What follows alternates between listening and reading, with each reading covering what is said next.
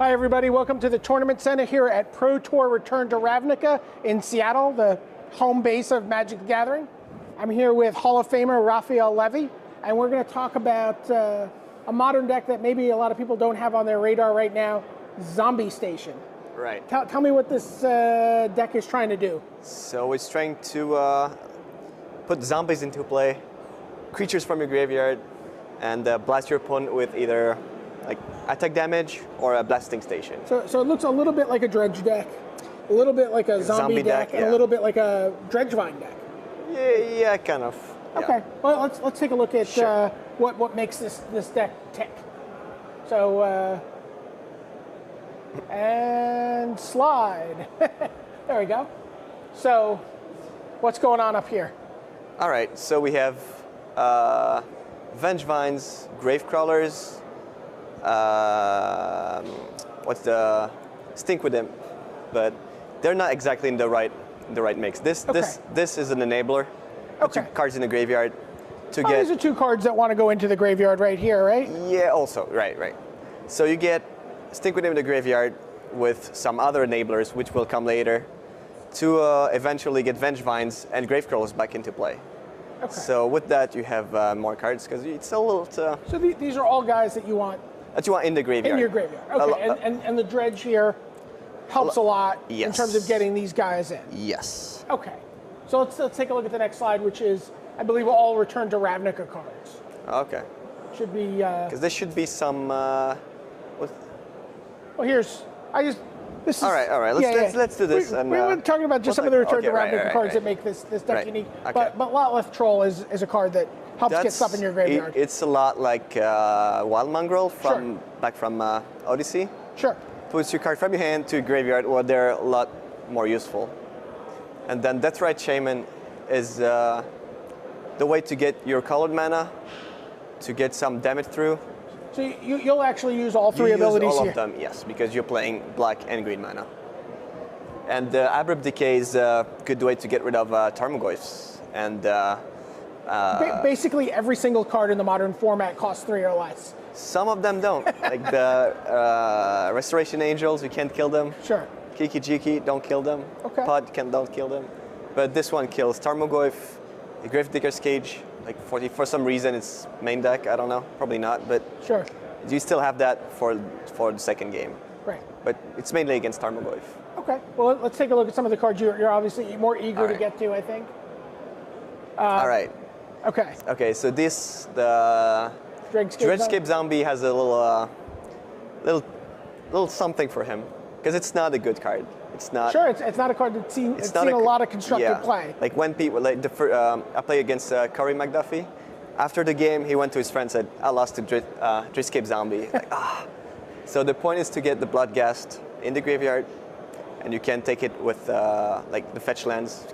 Bring it back into play with fetch lands. A lot of combos with Blasting Station. We'll get to that later. Diagraph's goal is a zombie to get the Gravecrawler back. It's a 1 mana creature to get the Vengevine back, and this guy is his purpose. When you have no board and you're dredging with Imp, you need to have a zombie in play in order to bring back the Gravecrawler and the Vengevine. If you play 2 Gravecrawlers from the graveyard, unfortunately it doesn't work. Vengevine doesn't work with this guy. Right.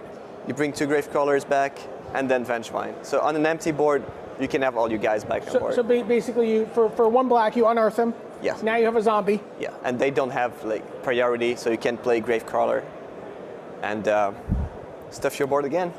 So you get to restock Gravecrawler, and then Vengevines come back and attack for 2. Yeah, and then Bloodghast. Bloodghast also it's nice to get back for free. Sure. Yeah. It's a +1/+1 counter on the troll that you can discard and have back, and more damage on turn 3. And you're just dredging cards into your graveyard. You hit 2 Bloodghasts, it's just free cards. Exactly. Right. Okay.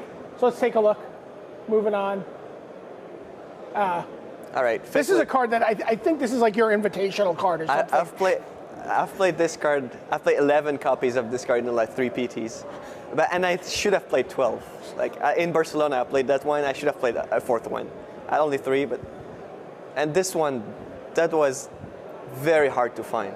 Before the PT, no one had it in Seattle. I sent countless messages to get it. because the dealers in Seattle didn't have it, and no one had it in binders. Right. But it's extremely good in the deck where you can sacrifice like creatures that can come back for 1 black mana. You pretty much deal 1 damage to any target. So let's just go through Blasting Station because people don't have it in their binders. They might not know what it does. Sure. 3 mana artifact. Sacrifice a creature. Blasting Station deals 1 damage to target creature or player. And then whenever a creature comes into play, and that's on either side of the table, Yes. You may untap Blasting Station. This is one of Aaron Forsyth's favorite cards, I know. There was a whole series of stations that could interact, but this card is really the one that's seen some tournament play. So basically, you get to the point where you have a zombie in play and a grave crawler in your graveyard. So you can pay 1 mana basically to deal 1 damage to any target. You bring back a grave crawler. This triggers. To untaps, sacrifice to graveyard, pay 1, get it back, untap, repeat. And any fetch deals 1 damage with Bloodcast, and does a lot with the Dreadscape Zombie. It's 2 damage, sacrifice, comes back, 1 more damage. And is this your how much of your kill is centers around Blasting Station? It's a lot more about controlling the board, like killing the birds, finishing off Tarmogoyfs, and sometimes finishing the player, but not too often. Okay. And Faithless Looting obviously is just a keeper every time you have it in hand. I just love this card. I didn't believe it was real in the first place. I remember, was it the first card that was previewed from Dark Yes, Ascension? it appeared. I believe it appeared in the comic book. I thought it was fake. I thought it was too good. Now I'm playing it all the time, so I guess I was right. It's too good. All right. So and then I think that's the spells. So you have a couple basic lands in the deck. I have a forest and 3 swamps. Forest just not to take too much damage if you want to fetch for the forest. And Blackcleave Cliffs. This is a card we've really seen. Seems to be like having a big. It seems to me it's in a lot of the lists, and that ability to have black or red on turn 1 is pretty important. The fetch lands don't really get the mountain, so you need to get have this one for free mana. Right. 3 Overgrown Tombs, 1 Blood Crypt. Moving on to the next set of lands, I imagine. The fetch lands, 8 fetch.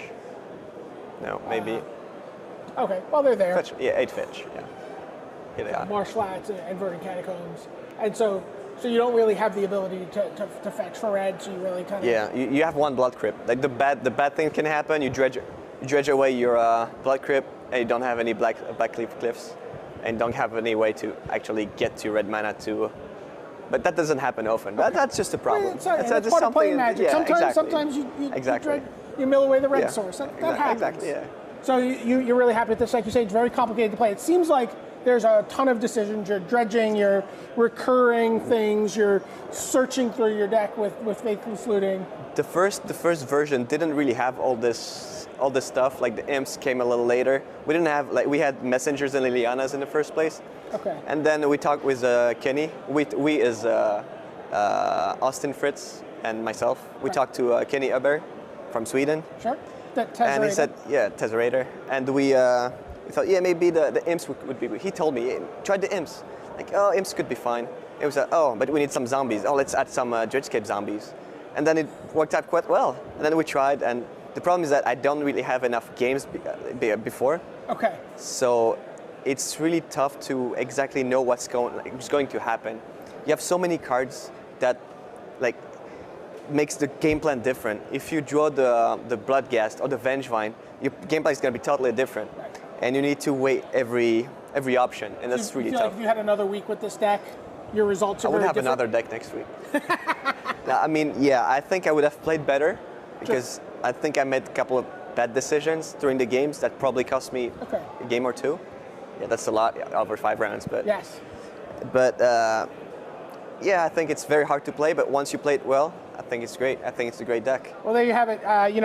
We're going to keep Raph's sideboard under wraps, but you can figure out some sideboard cards that you want to play in those colors, and you can head to Magic Online, fire up some of those 2-man gold queues, put this deck in there, start playing. He didn't steer you wrong with Freets, right? So for Raph Levy, this is Brian David Marshall signing off from the Tournament Center.